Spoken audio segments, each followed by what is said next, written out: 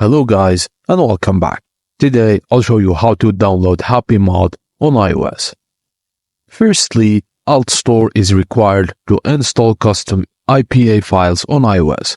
Follow these steps if you don't have already installed.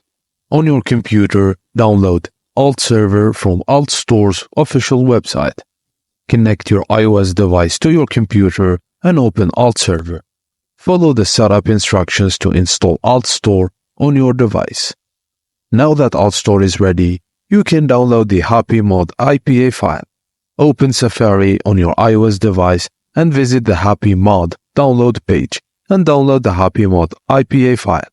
Once downloaded, open the AltStore app and go to My Apps tab.